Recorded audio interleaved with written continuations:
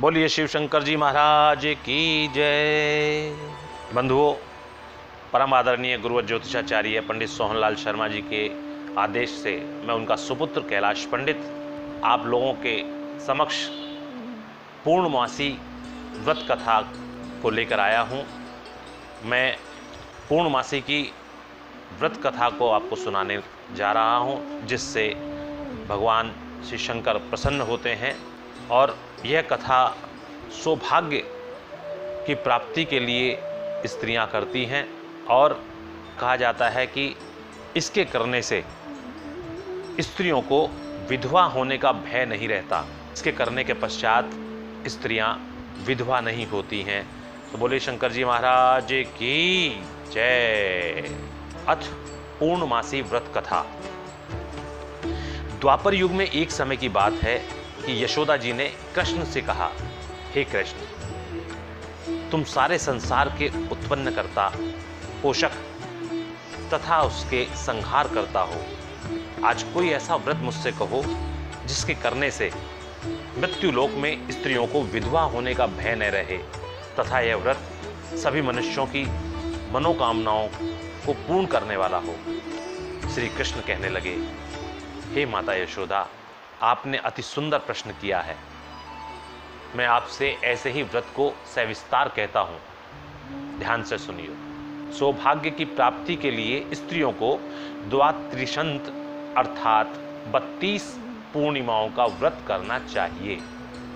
इस व्रत के करने से स्त्रियों को सौभाग्य संपत्ति मिलती है। यह व्रत अचल सौभाग्य देने वाला एवं भगवान शंकर के प्रति मनुष्य मात्र की भक्ति को बढ़ाने वाला है। यशोदा माता जी कहने लगी, हे कृष्ण, हे लल्ला, सर्वप्रथम इस व्रत को मृत्यु लोक में किसने किया था, इसके विषय में विस्तार पूर्वक मुझसे कहो। श्री कृष्ण जी कहने लगे कि इस भूमंडल पर एक अत्यंत प्रसिद्ध राजा चंद्रहास से पालित अनेक प्रकार के रत्नों से परिपूर्ण कातिका नाम की एक नगरी थी। वहां पर धनेश्वर नाम का एक ब्राह्मण था। उसकी स्त्री अति सुशीला रूपवती थी। दोनों ही उस नगरी में बड़े प्रेम के साथ रहते थे। घर में धन धान्य आदि की कमी नहीं थी। उनको एक बड़ा दुख था कि उनके कोई संतान नहीं थी। इस दुख से वे अत्यंत दुखित रहते थे। एक समय एक बड़ा तपस्वी योगी उस नगरी में आ गया। वह योगी उस ब्राह्मण के घर को छोड़कर अन्य सब घरों में भिक्षा लाकर भोजन किया करता था। रूपवती से वह भिक्षा नहीं लिया करता था। उस योगी ने एक दिन रूपवती से भिक्षा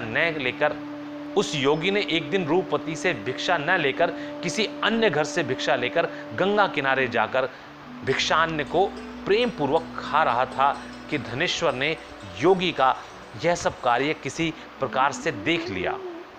अपनी भिक्षा के अनादर से दुखी होकर धनेश्वर योगी से बोला, महात्मन, आप सब घरों से भिक्षा लेते हैं परंतु मेरे घर की भिक्षा कभी भी नहीं लेते।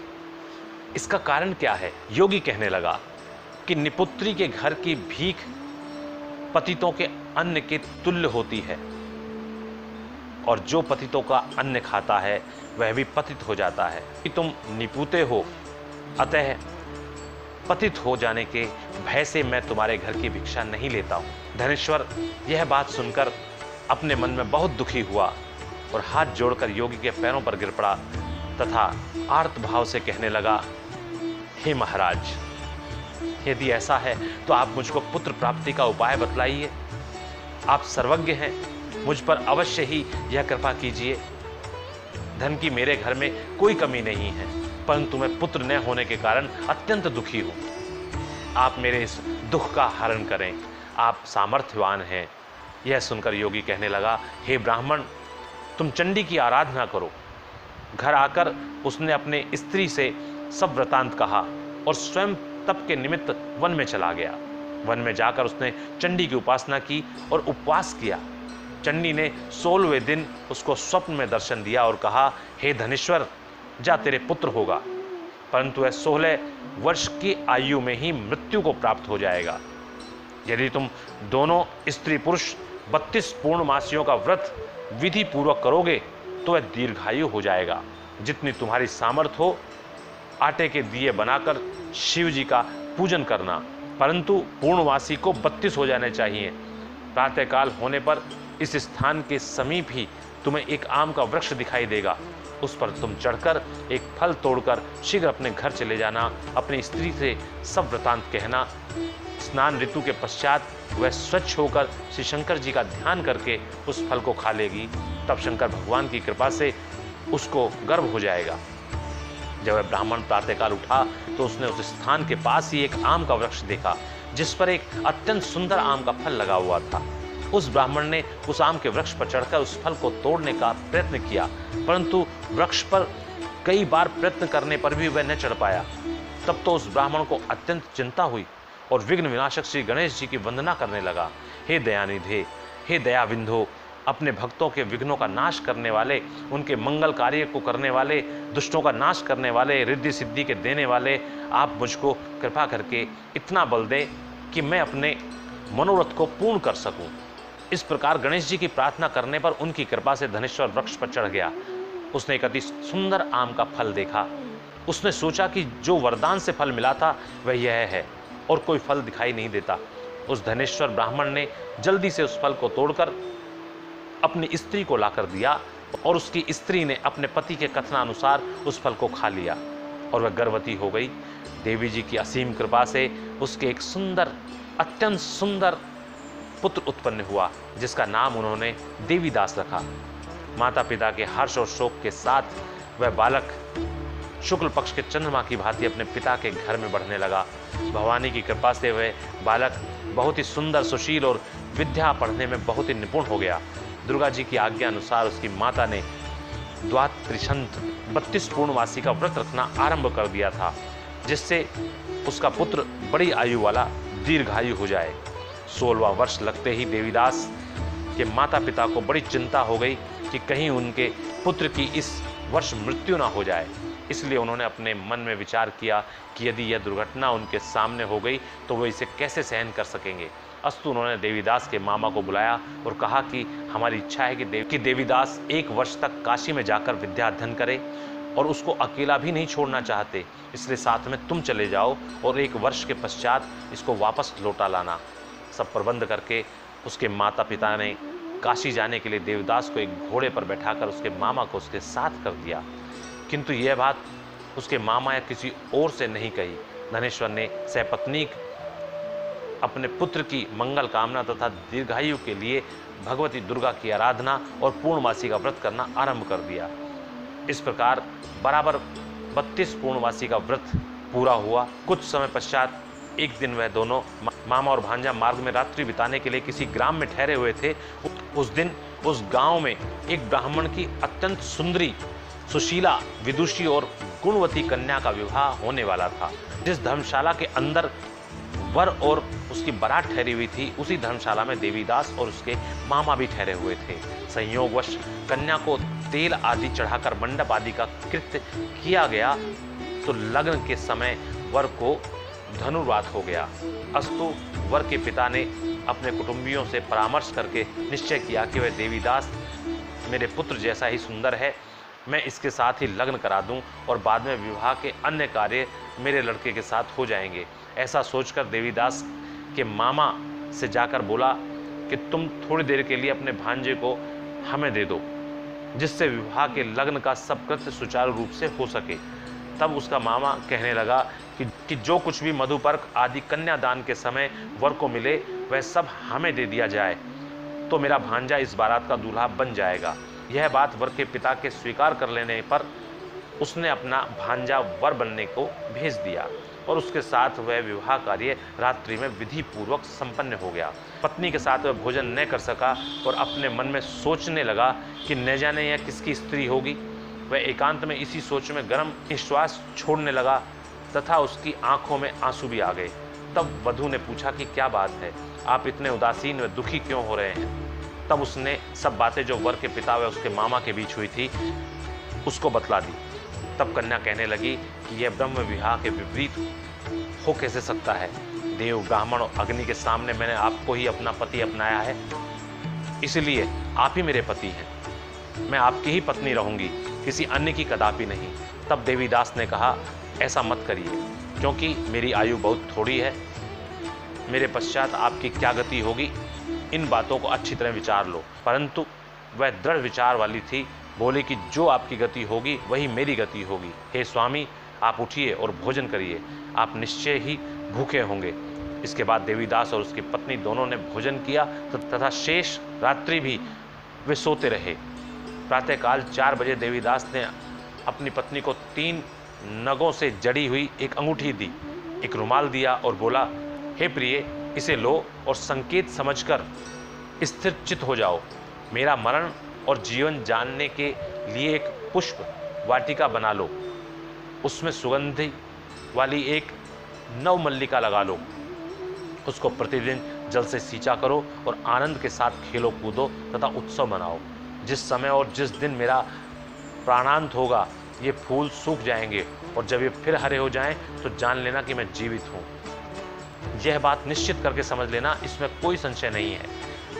यह समझाकर वह चला गया। प्रातःकाल होते ही वहाँ पर बाजे गाजे बजने लगे और जिस समय विवाह के कार्य समाप्त करने के लिए वर तथा सब बाराती मंडप में आए तो कन्या ने वर को भली प्रकार से देखकर अपने पिता से कहा कि यह मेरा पति नहीं, मेरा पति वही है जिसके साथ रात्रि में मेरा पानी ग्रहण हुआ था, इसके साथ मेरा विवाह नहीं हुआ है। यदि वह यही है तो बताएं कि मैंने इसको क्या दिया। मधुपर्क और कन्यादान के समय जो मैंने भूषण आदि दिए थे उन्हें दिखाएं तथा रात में मैंने क्या गुप्त बातें कही थी वह सब सुनाएं। पिता ने उसके कथनानुसार वर को बुलवाया। कन्या की ये सब बातें सुनकर वह कहने लगा कि मैं कुछ नहीं जानता। इसके पश्चात लज्जित होकर वह अपना सा मुंह लेकर चला गया और सारी बारात भी अपमानित होकर वहां से लौट गई। भगवान श्री कृष्ण बोले, हे माता यशोदा। इस प्रकार देवीदास काशी विद्याधन के लिए चला गया।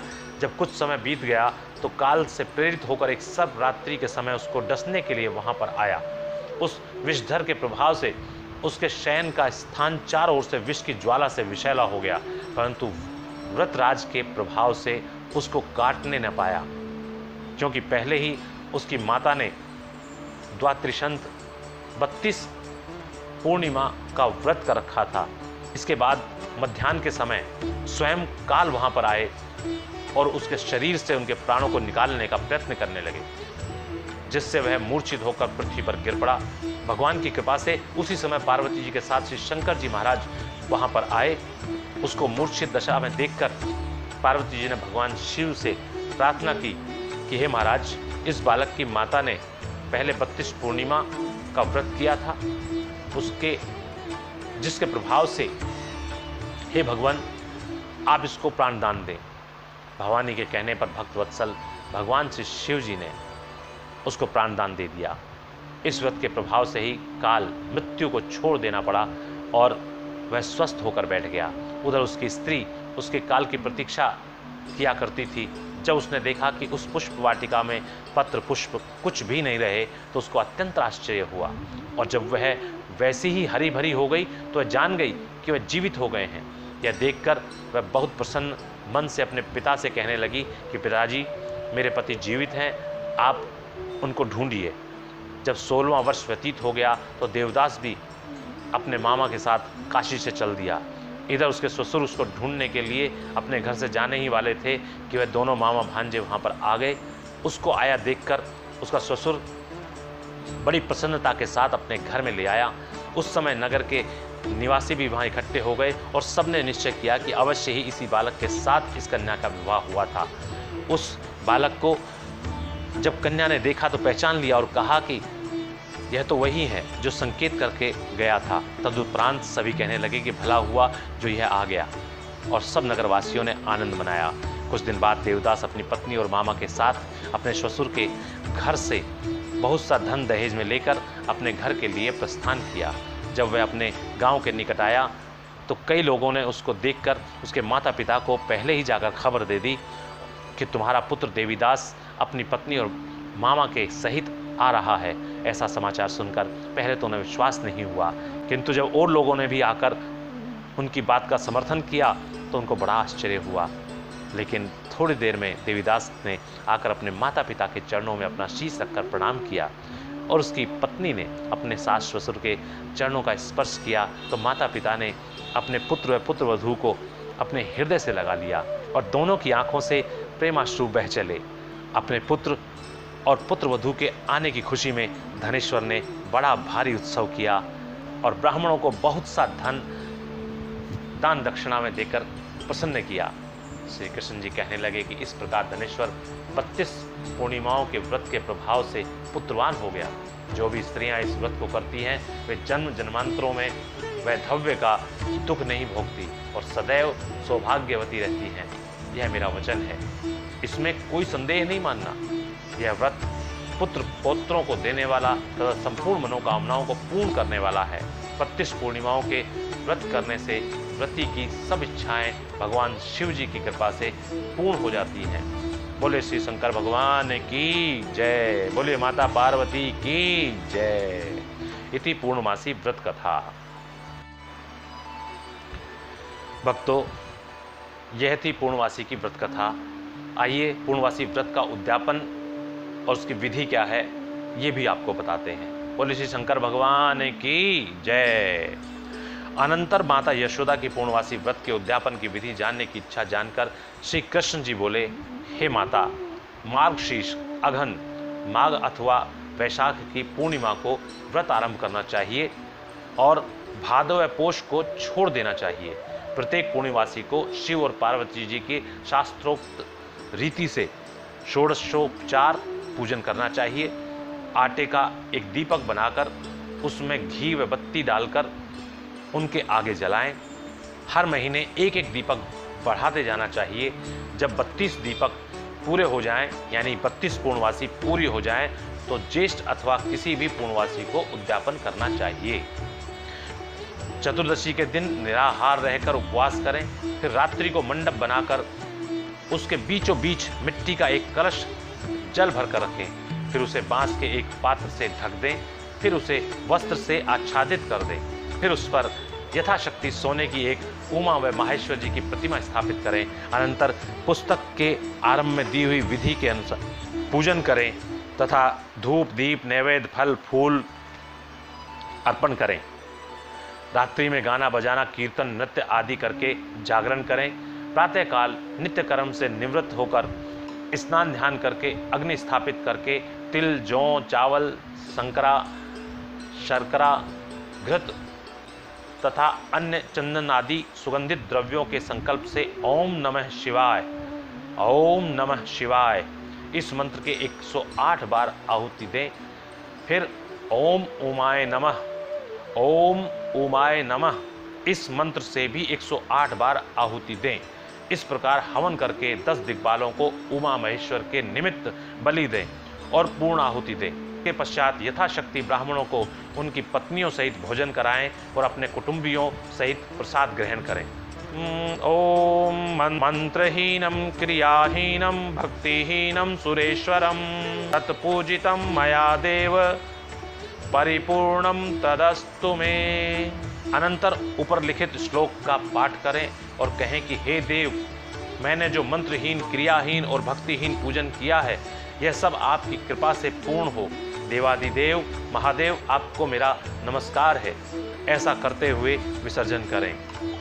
आचार्य को दक्षिणा दें और दूध देने वाली गाय बछड़े से युक्त गोदान में दें। श्री कृष्ण भगवान ने कहा कि इस प्रकार करने वाली स्त्रियां जन्मांतर में कभी भी विधवा नहीं होती। वे इस लोक में उत्तमोत्तम भोगों को भोग कर अंत में स्वर्ग को प्राप्त होती हैं। तो बोलिए श्री शिव शंकर भगवान की जय, उमापति महादेव की जय, माता पार्वती की जय।